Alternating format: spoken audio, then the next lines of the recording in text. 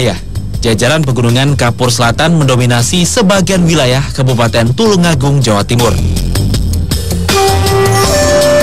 Kondisi dan keadaan alam yang ternyata juga memberikan penghidupan bagi warganya.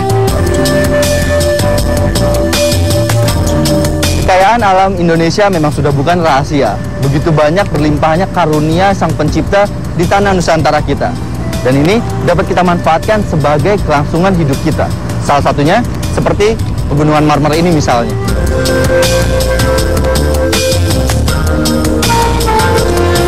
Dengan kondisi wilayah yang dikelilingi pegunungan kapur, batu marmer menjadi tumpuan hidup bagi masyarakat Kabupaten Tulungagung, Jawa Timur sejak puluhan tahun silam. Khususnya bagi masyarakat di Desa Gamping, Kecamatan Campur Darat. Batu marmer sendiri merupakan hasil metamorfosis dari batu gamping yang telah mengalami proses perubahan tekanan dan temperatur selama ratusan tahun. Batuan yang mengandung mineral kalsit ini memang banyak ditemukan di daerah Kecamatan Campur Darat. Luasnya daerah pegunungan kapur yang telah mengalami metamorfosis membuat wilayah ini juga dikenal sebagai Kota Marmer.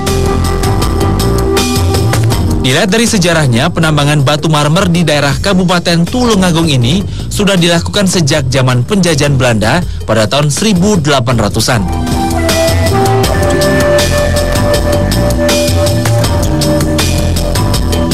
Pertambangan batu marmer yang berada di Kecamatan Campur Darat ini pun semakin dikenal dunia ketika tanpa sengaja pada tahun 1889 para peneliti dari Belanda menemukan fosil manusia purba yang hidup sekitar 40.000 hingga 50.000 tahun lalu di antara bongkahan batu gamping yang mereka tambang. Karena marmer dulu ini ada perusahaan yang didirikan oleh Belanda. Nah, dari didikan Belanda ini tanpa sengaja menemukan fosil itu tadi, Homo wacakensis. Nah, Homo wacakensis itu adalah manusia pertama yang ditemukan di Indonesia. Beda dengan yang ada di Sangiran, di Trinil. Penemuan fosil manusia purba di kawasan Campur Darat ini menarik perhatian petinggi pemerintah kolonial Belanda saat itu.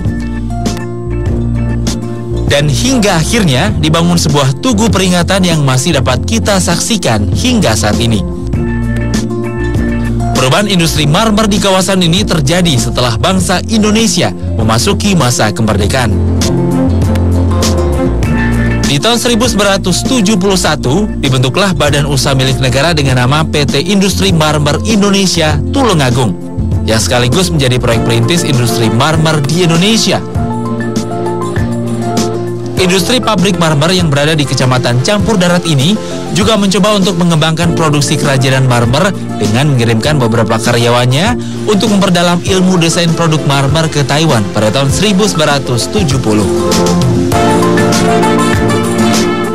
Hal ini memberikan dampak yang sangat positif karena dapat meningkatkan pengembangan produksi kerajinan rakyat kecil yang ada di daerah Campur Darat.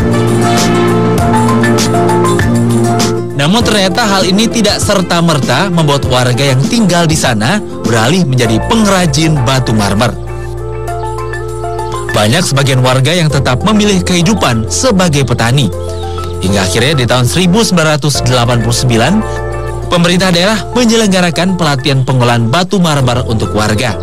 Pelatihan yang awalnya bertujuan untuk membekali warga dengan keterampilan lain saat memasuki masa paceklik. Salah satu warga yang merasakan manfaat dari pelatihan ini adalah Reza. Salah satu dari sekian banyak pengrajin batu marmer sukses di wilayah Campur Darat ini.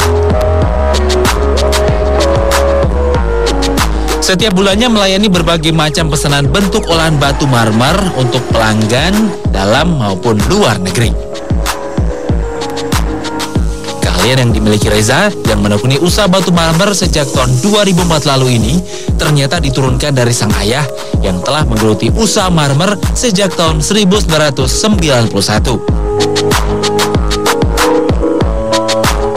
Mas, kalau Mas dulu di sini kan Tulungagung terkenal dengan marmer nih Mas. Sedangkan di Indonesia juga ada beberapa daerah penghasil marmer. Tahu sebenarnya kelebihan marmer dari Campur Darat Tulungagung ini apa sih Mas?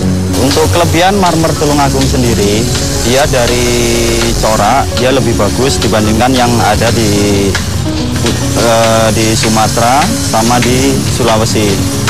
Dan dari segi usia pun dia jauh lebih matang. Untuk kelebihan dari karakter batu itu nanti ketika diproduksi menjadi sebuah kerajinan, kita untuk pori-pori batunya itu lebih sedikit. Jadi kita lebih memudahkan kita dalam proses produksi. Terus dia dari kekuatan dia jauh lebih solid. Ya.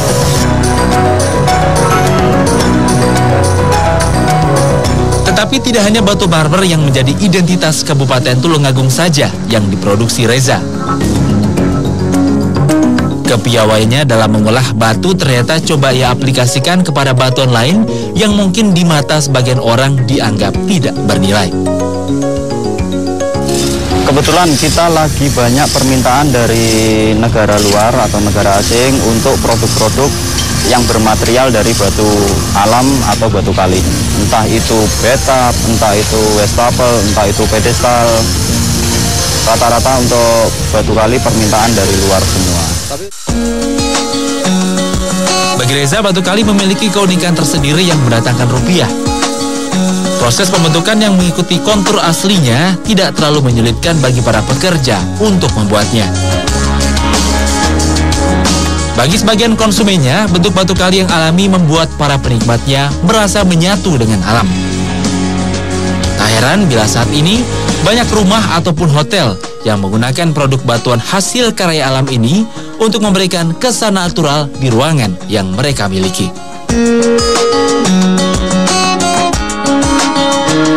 Keindahan batu marmer ternyata kini dapat memberikan kehidupan yang layak bagi masyarakat yang ada di Kabupaten Tulungagung, Jawa Timur. Beragam bentuk serta ornamen yang mereka buat, bahkan dari bahan baku batu kali sekalipun, kini memiliki arti lebih bagi para penikmatnya.